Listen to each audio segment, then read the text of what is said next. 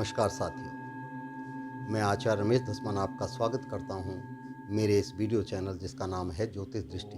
साथियों, आइए नए विचार, नई रूपरेखा के साथ आपके समक्ष आएंगे।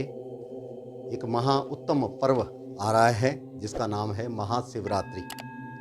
यह फाल्गुन मास के कृष्ण पक्ष की चतुर्दशी को शिवरात्रि का महोत्सव मनाया जाता है। त्रयोदशी को एक बार भोजन करके चतुर्दशी को दिन भर अन्न न ग्रहण करना चाहिए।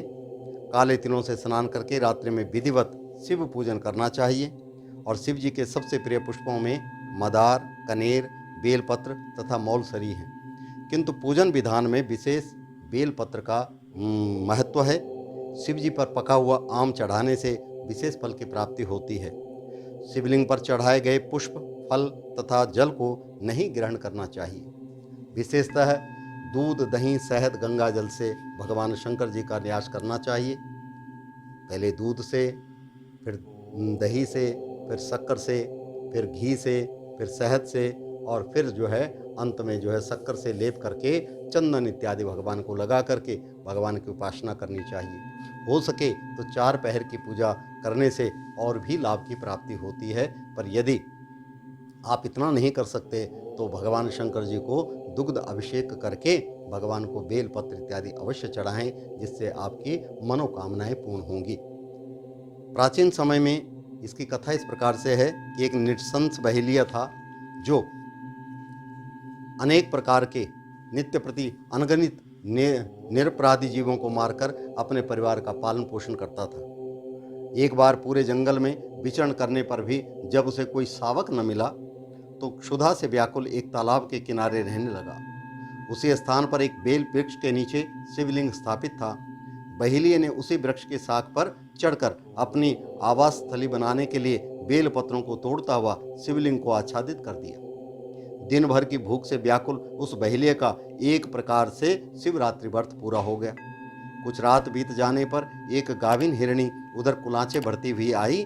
उसे देखते बहेलिया ने निशाना लगाया और झिझकती भयाकुल हिरणी दीन वाणी में बोली, हे व्याध, मैं अभी गाभिन हूँ, प्रसव बेला से भी समीप है, इसलिए इस समय मुझे मत मारो। प्रजनन क्रिया के बाद शीघ्र ही आ जाऊंगी। बहेलिया उसकी बातों को मान गया।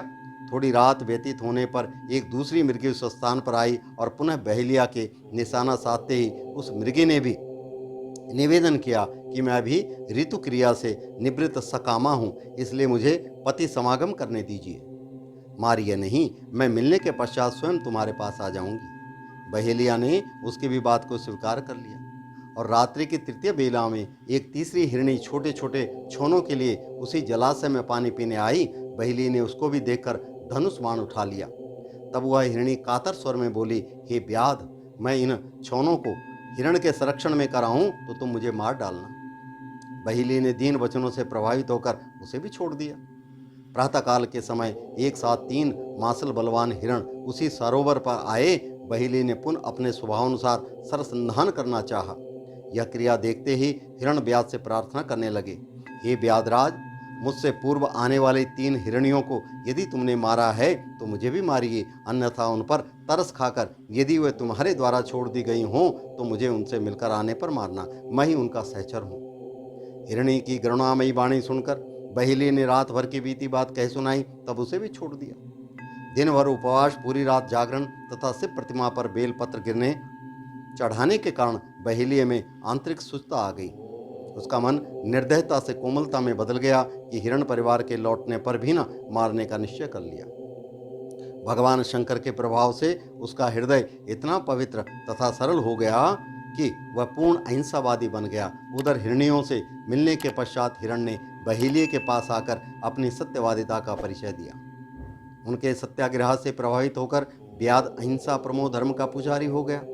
उसकी आंखों में आंसू छलक आए तथा पूर्वकृत कर्मों पर पश्चाताप करने लगा। इस पर स्वर्गलोक से देवताओं ने व्याध की सराहना की तथा भगवान शंकर ने 2 पुष्पक विमान भेजकर बहेलिया तथा मृग परिवार को शिवलोक का अधिकारी बना दिया। इस प्रकार से भगवान शंकर की कृपा से वह शिव धाम में चला गया, भगवान शिवलोक में पहुंच गया और उसके बाद मोक्ष की प्राप्ति हो गई। तो साथियों, इस मास शिवरात्रि के अंतर्गत यदि आप मन इच्छा मन भाव से भगवान शंकर की आराधना करते हैं, माँ पार्वती की आराधना करते हैं, तो आपको सत्य में ही सत्यलोक शिवलोक को प्राप्ति होती है।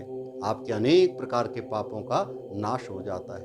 भगवान शंकर की आराधना करने से सब प्रकार के पापों का निकृष्ट भाव बन जाता है और शिवलोक में शिव धाम में वह अपनी जब मोक्ष की त्रायण की ओर के लेके जाता है तो भगवान शंकर के श्री चरणों में उनको निवास प्राप्त होता है। इस प्रकार से अनेक प्रकार के लाभ भगवान शिव के इस व्रत के करने से प्राप्त होते हैं। विधान बहुत सरल है। नहा धो करके स्वच्छ हो करके शुद्ध समय में, क्योंकि शिवरात्रि का प्रमुखता दी गई है, तो प्रातः काल से लेकर के निरंतर रात व्रत भगवान की आराधना यदि करते रहें, किसी भी पल करते रहें, तो भगवान प्रसन्न हो जाते हैं, उनकी मनोकामनाएं पूर्ण करते हैं। इन्हीं शब्दों के साथ, इन्हीं विचारों के साथ आप सभी के समक्ष मैं अपनी वाणी को विराम देता हूं और नए विचारों के साथ आपके समक्ष फिर आऊँगा। तब तक के लिए नमस्कार।